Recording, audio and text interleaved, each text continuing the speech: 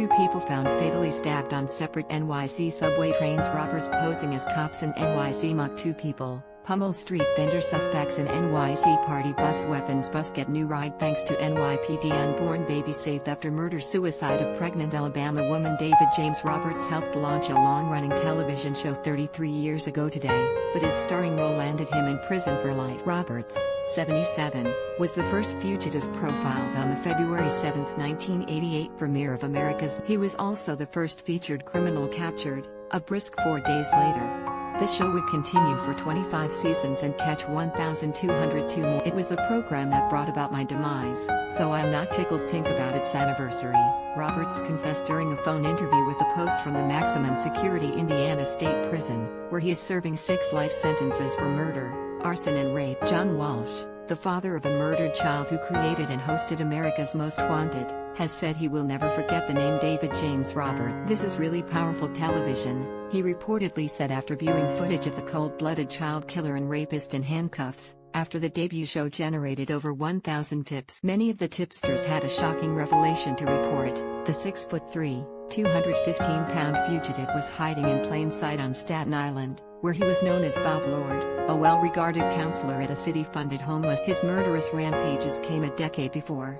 On Jan 20, 1974, Roberts ignited a blaze in a new Whiteland home, killing William Patrick, 26, his wife, Anne, 23 and their 3-year-old daughter, Heidi, according to newspaper accounts. A year earlier, Roberts was charged with driving off without paying for $311 worth of repair work at a Sears Auto Center, where William Patrick was the man. Patrick had agreed to testify against the ex-con, and the case jeopardized Roberts' parole, which stemmed from his conviction in a 1966 strong-armed robbery and rape. The Indianapolis Star indicted on triple murder charges in March 1974. Roberts was held without bond until September, when a sympathetic judge set bail at $10,000, according to murderpd.org. The next month, a freed Roberts abducted a 19-year-old Indianapolis woman and raped her twice before leaving her locked in the trunk of her car. He abandoned the victim's 6-month-old son in the woods, where the helpless infant died of exposure. The mother survived. Roberts was convicted of 4 murders and sentenced to die, but subsequent commutation of his sentence left him facing 6 terms of life in prison. On October 25, 1986, Roberts was taken from his cell at Indiana State Prison to Wishard Memorial Hospital in Indianapolis for pulmonary tests after the cunning but amiable con complained of a persistent. In the custody of 2 careless guards, he made his move. On the drive back to the state prison, when they stopped for lunch at a McDonald's, Roberts persuaded the guards to loosen his leg irons and chains while he ate, according to an account in the Indianapolis Star. As they approached the prison, before the guards attempted to tighten the cuffs, Roberts pulled a derringer, took his escort's weapons, handcuffed them, and drove with them to the South Shore Railroad station. Roberts then apologized for ruining everyone's day. Previously, while Roberts was inside making a phone call at the station, one of the guards had used a spare key to unlock his hand. By the time cops arrived, Roberts was gone.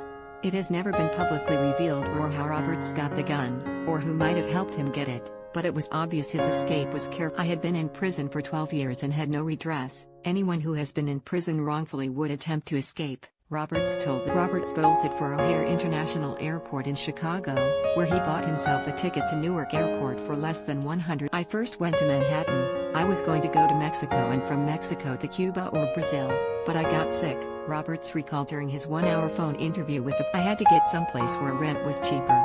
I was looking for employment." He chose Staten Island, the forgotten borough where he hoped he could be forgotten. Not far from the ferry terminal, he stumbled upon a homeless shelter. "I'm an escapee and I can't afford to be arrested by police. I looked in, and we used to call them bums, but they were homeless people," Roberts said of the Staten Island out. Roberts walked into the Project Hospitality shelter on that cold November 1986 day looking for refuge. The Perth Amboy native told volunteer workers there he had been laid off from a Chicago steel company and made his way back. After a brief stay at the shelter, the handsome, soft-spoken Roberts became a Project Hospitality when the director of the nonprofit shelter quit in April 1987. Roberts landed the $18,000 a year check. Roberts denies he's a killer, so he does not speak of redemption. However, he does believe in the good works he did as Bob Lord. often working 12-hour days to help homeless people find housing, clothing and jobs. The people on Staten Island thought highly of me, Roberts recalled proudly, recounting how he'd set up beds for seniors, and organized a 4th of July outing where he'd pack lunches and take them out to the beach. I reached out and helped people, he said. I was doing things, I was just not trying to impress anybody. Roberts said he didn't take his new name, Lord, in vain. I was in the airport in Chicago and I heard them say Bob Lord over the loudspeaker, he recalled. That name just rang a bell. As for his capture, Roberts said the FBI never would have caught him off as wanted. He remembered walking into the ferry terminal post office and seeing the poor likeness of himself on the wall. I almost broke out laughing, he said. I was number 1 with the 10 most wanted. It was John Walsh and America's Most Wanted that employed a more accurate photo that led to his arrest. The seeds for his capture were planted on the cover of the February 6, 1988 issue of TV Guide featuring the premiere of America's Most Wanted, and the FBI tip line began fielding calls before the show even aired the next day. The 44-year-old fugitive was apprehended 11 after a tipster told the feds he was staying at the Pine Street apartment of a one-time homeless woman. I got caught because of that program. The picture they had was me, he said. In custody, an agent asked him what kind of beer he drank and they celebrated back at the field office with a case of Budweiser. They asked him to pose for a picture, and he did. The guy, the lead agent, he said in 20 years they never caught anyone, Roberts recounted. The killer concedes that with today's social media, my picture would have been slammed on everyone's feed. I wouldn't have lasted that long. In prison, Roberts rises by 4 a.m. and picks up his blood pressure pills at the prison. He then starts his job cleaning windows in the dormitory at 7. He does that 3 times a day, he said, and after that I can lay down and watch MSNBC. Lights are out at 9 p.m. in between. He enjoys listening to jazz great Wes Montgomery and Michael Jackson. He doesn't read anymore because he has cataracts.